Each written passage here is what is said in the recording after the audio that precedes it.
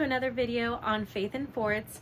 On today's video, I'm going to be talking about postpartum and my postpartum journey, specifically with what top things I have learned thus far, being 5 months postpartum, with my faith in God. This video is really for anyone, regardless of what season you're in. Even though a lot of my videos are geared towards women who are experiencing motherhood and this season of life, I definitely want to take a point to say that my purpose in sharing my story is really to kind of document and keep in a time capsule for myself how God spoke to me or molded me in this season of life. So whether you are in postpartum with me or you have never had a baby and you're just curious to see what God could be, showing you in your own personal life, this video is for you. So the first topic that I want to touch on is that I realized that in my postpartum journey, healing takes much longer than expected. I think that there are some misconceptions at times when it comes to postpartum where we assume that women are just supposed to bounce back to a regulated, definitely hormonally regulated, I think there's a misconception that people expect women to just bounce back. This concept of the bounce back, whether the bounce back is our mood, our physical health, our hormonal health, our ability to do the day-to-day activities. There's, I feel, sometimes misinformation, or maybe not misinformation rather, but false expectations, because we see it at times through social media, through people around us, maybe even relatives. We see how someone else healed and we immediately try to compare ourselves or gauge our own personal postpartum journey based off of how others healed around us. And I think that for me, I did that without even realizing I was doing that. I don't think we set out at times to compare ourselves or to say, I want to be like so-and-so, or I want my journey to be like so-and-so. But because it's around us, we immediately start to say, wait, why is it taking me so long? I had a vaginal birth with my baby. I had the epidural, and I also had her brought into this world through forceps. It was a very hard delivery. It was very painful, and I also tore in the process. And I had heard of women that just bounce back. Oh, I was right away next to cleaning, and I was able to walk up the stairs, and I was able to do this and that, right within, the same day, or the day after rather, I gave birth. And so I think I had that in my mind, that as long as I had a vaginal birth, I was going to be okay. And I had associated that only C-sections were going to produce a much longer healing process. But for me, it was extremely surprising how long my healing journey was. Quick shout out to my mom. I just want to say that truthfully, I don't think my postpartum journey would have been what it is had it not been for my mom.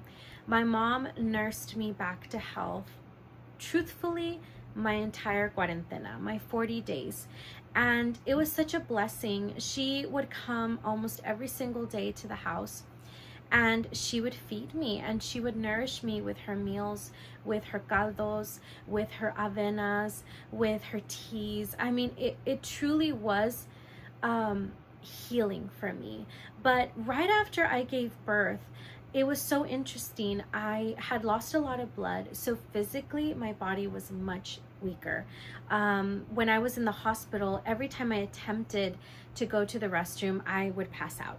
And it was something that was so odd for me. I had never been in that state of weakness before, and never in my life have I ever experienced a lack of appetite. I'm a good eater, and I'm proud of it. And the idea that I didn't want to eat was actually very scary for me, but I was that weak that I just didn't want to eat.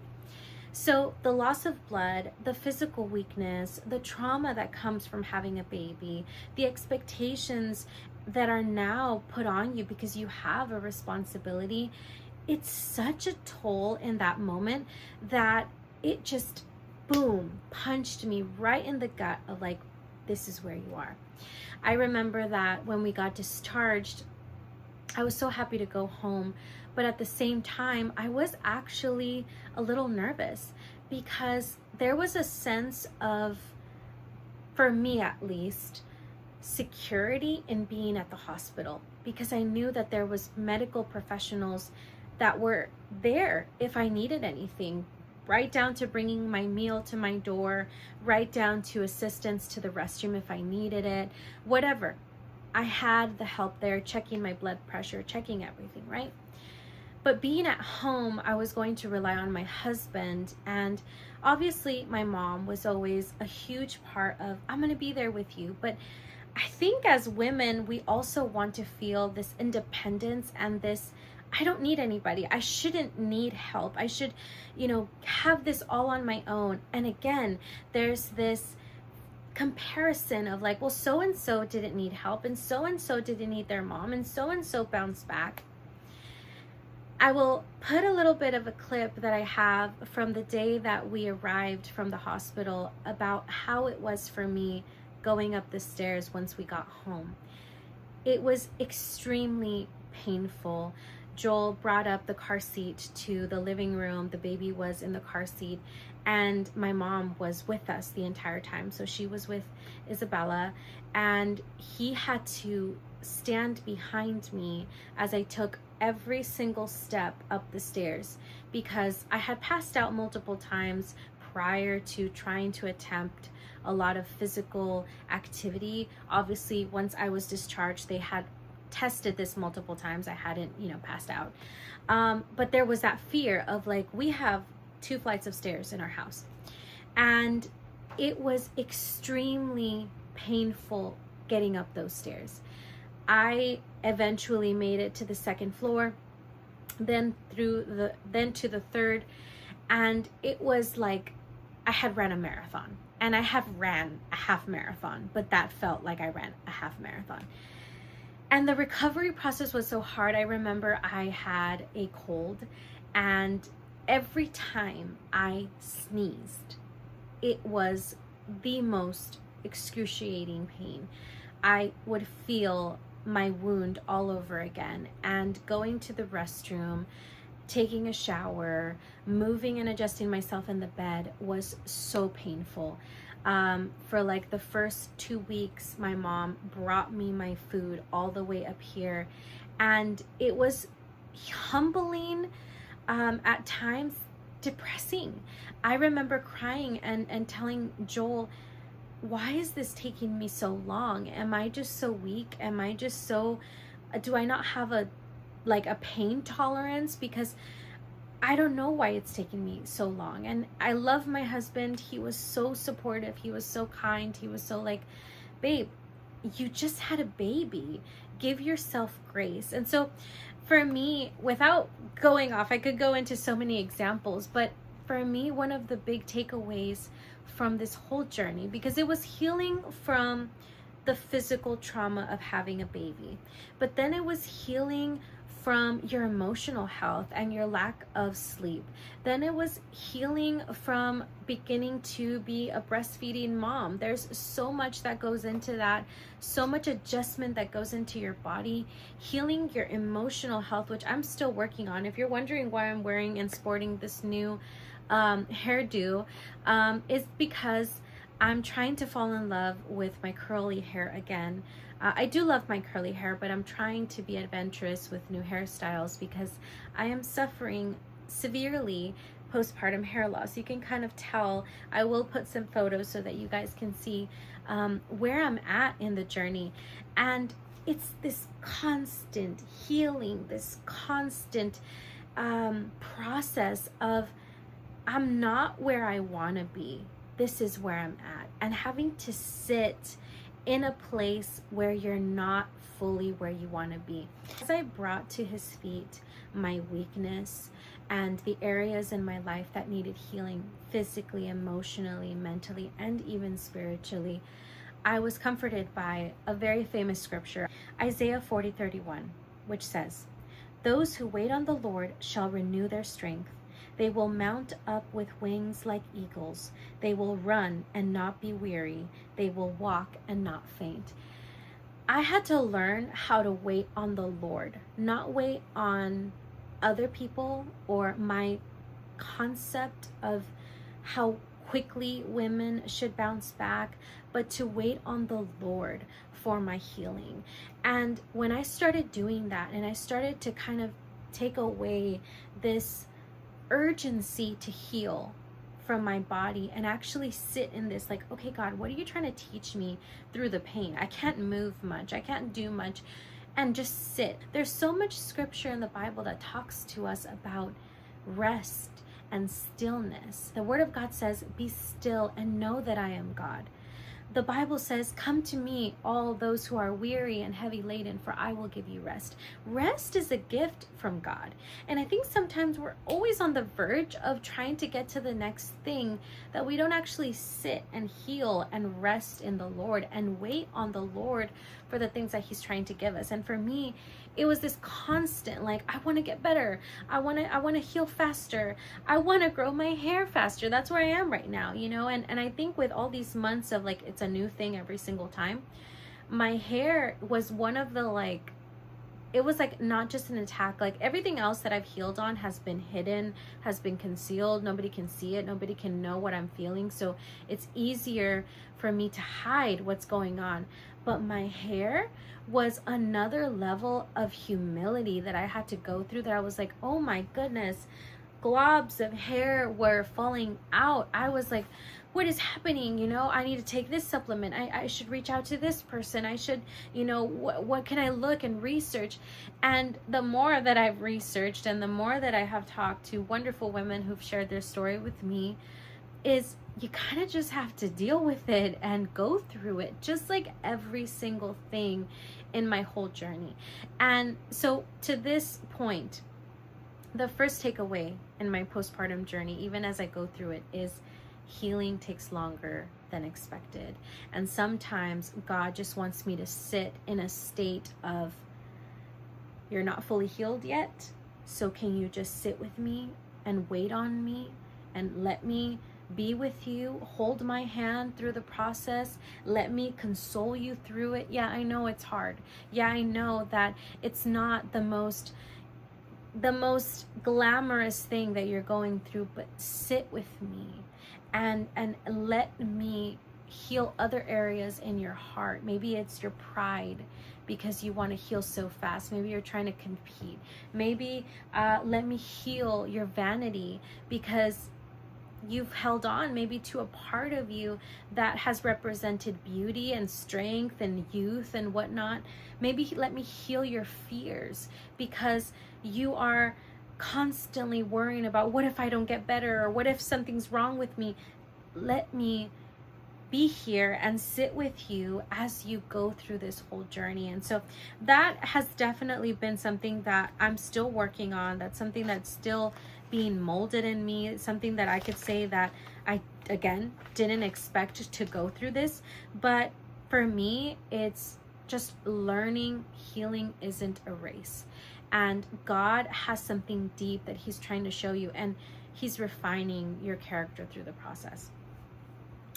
So the next thing that I learned through my postpartum journey, and when I say I learned, I mean I'm learning, is that fear doesn't necessarily go away with every answer to a what if scenario. As a new mom, there was so many what ifs. There was the what if she stops breathing? What if I'm incapable of raising her and there's some kind of imperfection within me that messes her up?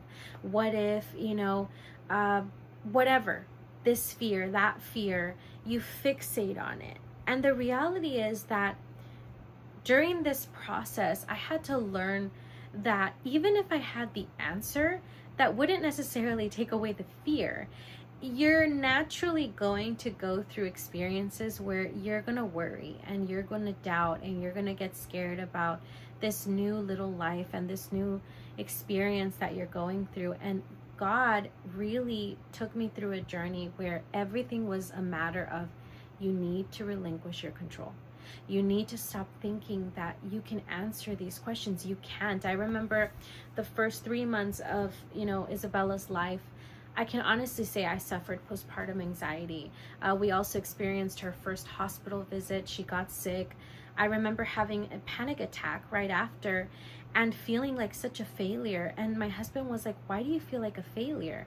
Well, because I had a panic attack. Yeah, but we were at the hospital and you were a boss woman in there.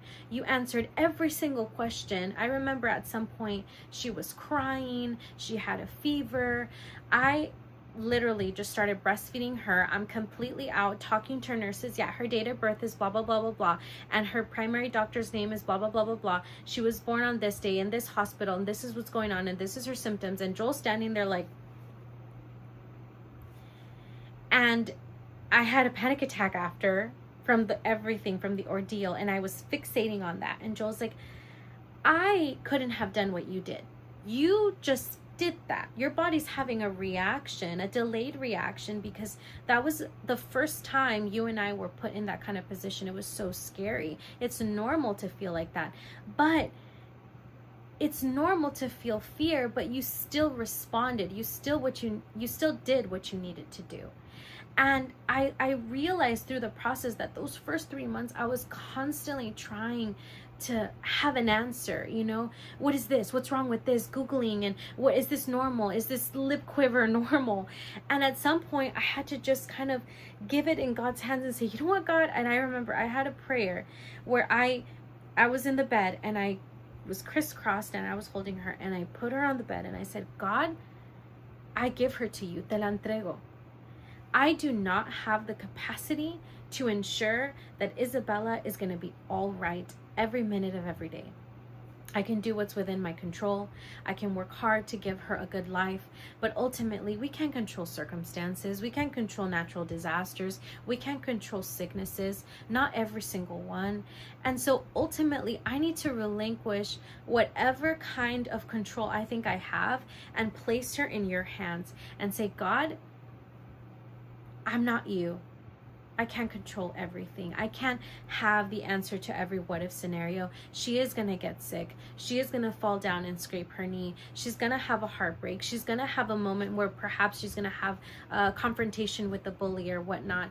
I'm going to be experiencing difficult situations in her life and I can't prevent it. So God, let me give you this. Let me give you this fear that I'm holding on to. And I honestly think this isn't just exclusive to motherhood. I think we're all put at times in experiences where we're trying to control our situations and we're trying to, answer. What if this happens? What if that doesn't happen? You're never going to get the answer. But even if you did, you're still going to go through the whole process at times of worrying and stressing, that at some point we have to come to terms of like, I'm not God. So I rather give you control and trust that you're going to help us through it no matter what happens. And there came a peace that honestly, like, I have not experienced that level of anxiety anymore. And I pray it doesn't return, but there was just this every single day, at times, obviously a combination of lack of sleeping, obviously a combination of hormonal shifts, everything is, in a shock. But this anxiety over what's going to happen. I want to know what's going to happen. I want to know, and the intrusive thoughts, what if I just drop my baby right now? Like so many things hitting you at once, and learning to just be like, God, I place her in your hands. I place this situation in your hands. I can't control everything. Let me just give this to you. The third takeaway that I can share that my postpartum journey taught me was that motherhood revealed how selfish I was. I used to think that I was a very generous person, that I was a very giving person, but motherhood exposed something different.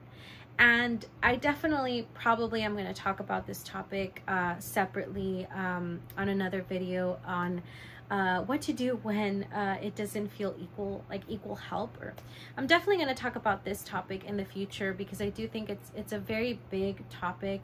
Joel and I have now been married for 6 years, and I would say we have a very strong foundation. We have a very good marriage. But like anything in life, when you go through new experiences, it tests your marriage. And having Isabella tested our marriage because I realized, oh, I do things to expect things in return. And it was really hard.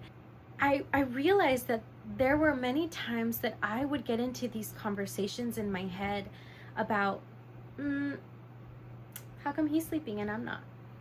How come he isn't helping with the baby and I am? Or how come I'm doing this and he's not? And there was constant these things on scales. Well, I'm more tired than he is, and my body is going through so much more than he is, and he's not allowed to have a nap if I'm going through all of these things. And there was such an amount of selfishness on my end because immediately, because I had a baby and I was going through all of these hormonal changes, everything that Joel was contributing to the household, to our income, through work, through his own efforts, was completely nullified, because just for the fact that I had a baby, that was immediately more important and more valuable and more difficult. Now, please understand what I'm saying. I'm not saying that women don't do a lot. Absolutely not. I think women are amazing. I think women do a lot, and a lot of it goes unseen. A lot of it is made to look easy. But I also think that sometimes there's just this narrative of, men are just not doing enough. Men don't help. Men are just like, you don't get it, And I experienced that. And I it took a while for me to realize, whoa, Kez, you are kind of selfish. You're constantly looking for, well, if I did this, then he should do this. Or if I work this hard, then he should work twice as hard. And that isn't how it works in a marriage. It's not always an exact 50-50, and it doesn't always look the same. If that day I washed dishes, for example, and that day he washed the clothes, they're different tasks, but we're both contributing to the household. It's the same thing when you have children. Maybe I'm breastfeeding, but he changes the diapers. And sometimes it was this argument in my mind that would affect my mood, that would affect my way of treating him, the way of speaking to him.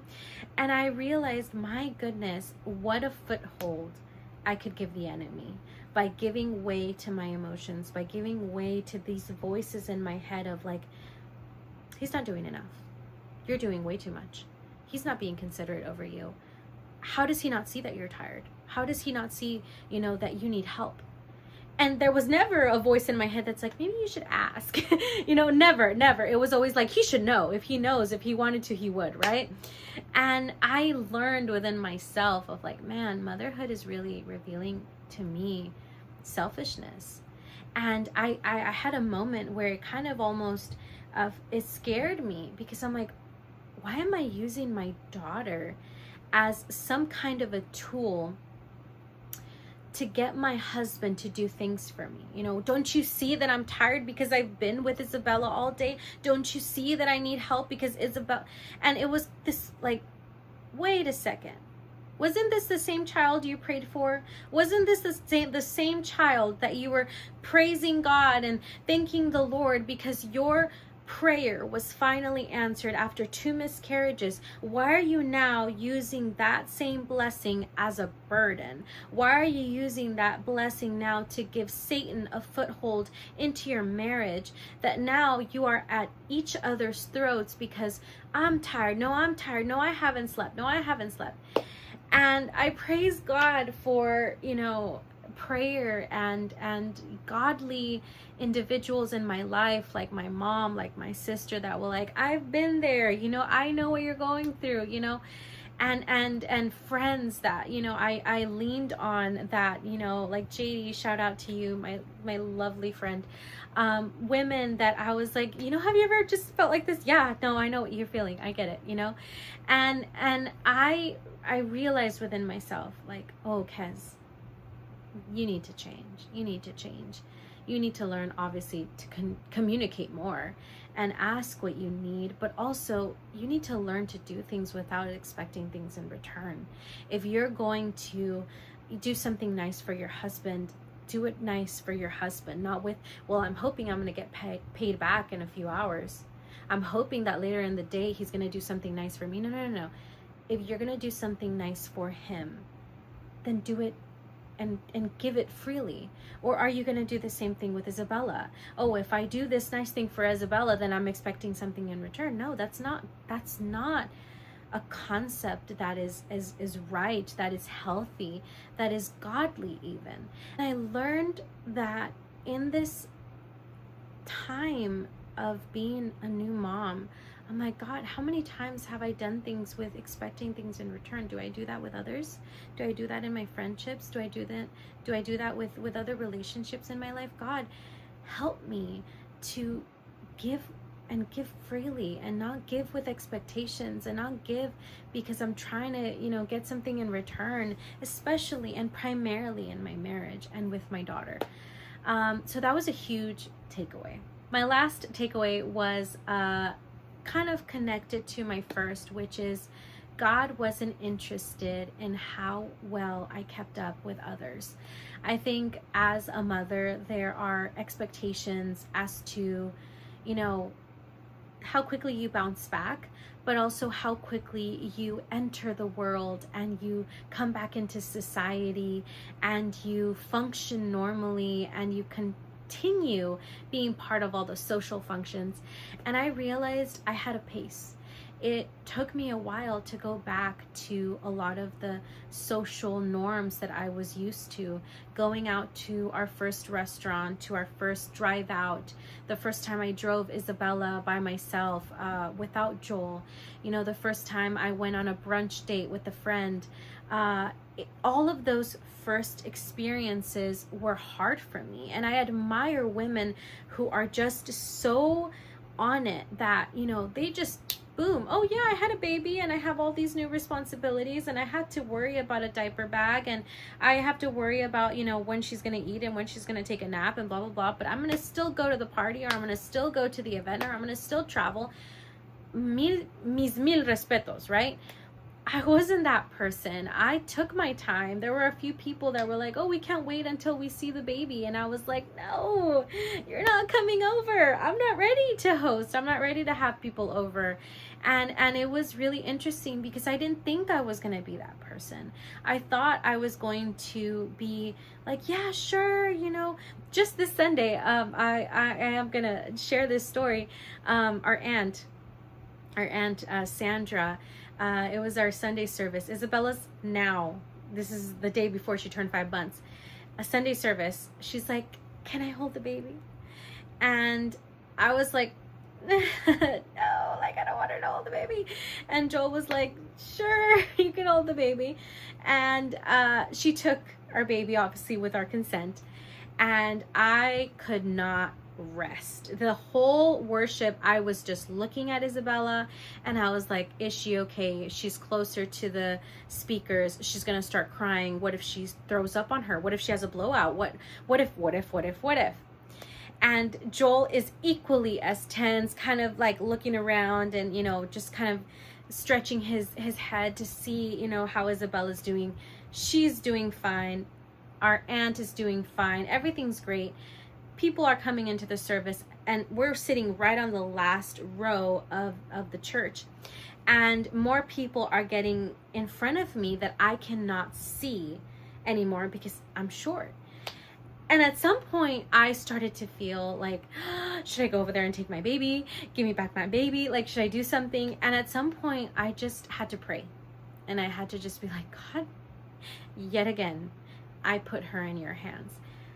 Now, I know some of you guys watching, especially some moms that are very different than me, are going to be watching this like, girl, like, I gave my baby off right away. I was like, here, go, take my baby, carry my baby, you're fine. That wasn't me.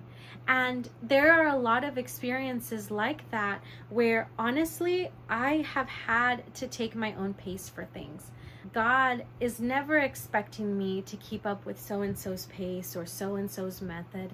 It's also learning to have my own autonomy and learning to have this sense of solidified convictions or solidified decisions into this is what works for me, this is what works for our family.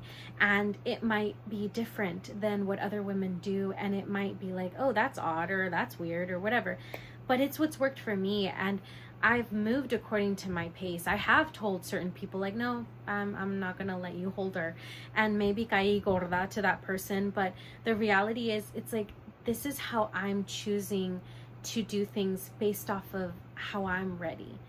I've chosen to have, visitors or experiences with certain people, going out with Isabella or driving certain distances. I know there's a lot of this concept of like the moment you have a baby, like your life doesn't stop. And that's, again, great for people, but for me it's different. For me it's like, my daughter's my priority, your party is not my priority. And if I lose a friendship because I didn't make it to that function or that family gathering because of that one thing, then I'm sorry. But the reality is I'm going to move according to the pace that Joel and I have decided. This is where, we're going to move. This is what's best for us. This is when we're ready to say, okay, we're going to let go. And just like in everything, everybody has a different, favorite flavor. And you might be like, why? You like chocolate? Oh my God, I could never have chocolate. I like strawberry. I like vanilla, whatever. At the end of the day, you're going to choose whatever you want at Baskin and Robbins because that's what you chose. That's what is good to you. And I'm discovering my flavors.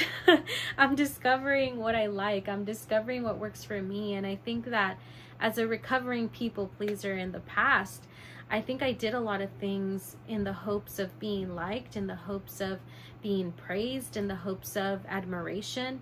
And more am I becoming a woman that's like, this is what I do. This is what I like.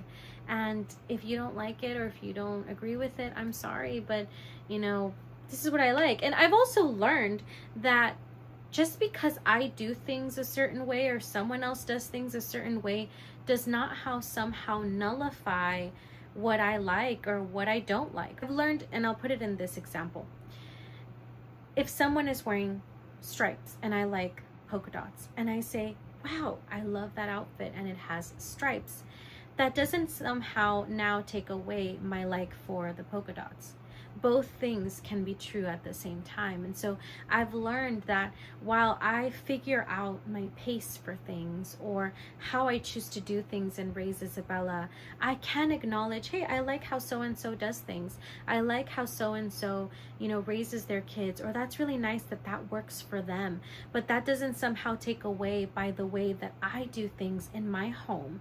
And I feel like sometimes we are on extremes. I've heard this from people of like, whoa, why do you like that? Or why do you do that? And it's like, no, like you and I can disagree. You and I can be on different spectrums and still find a way to appreciate, well, it's maybe not the way I do things, or maybe it's not my first preference, but I can acknowledge and say, you know what?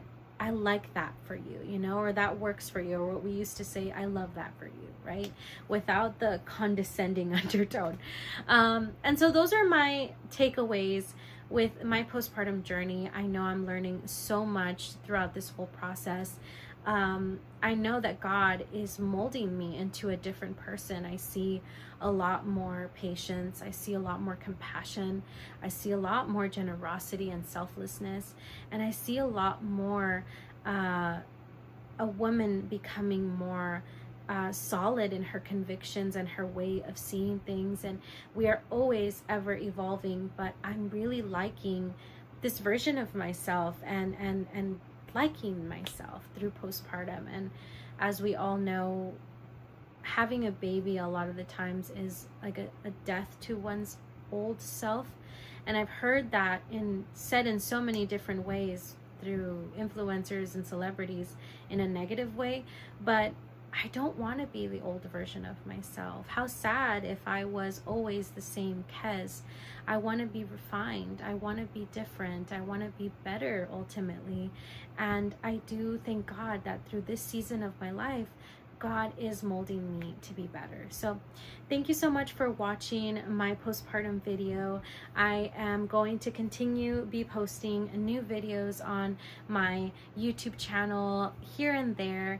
Definitely try to keep up with my journey on motherhood and all things faith and sports. I'll see you guys on the next one. Bye.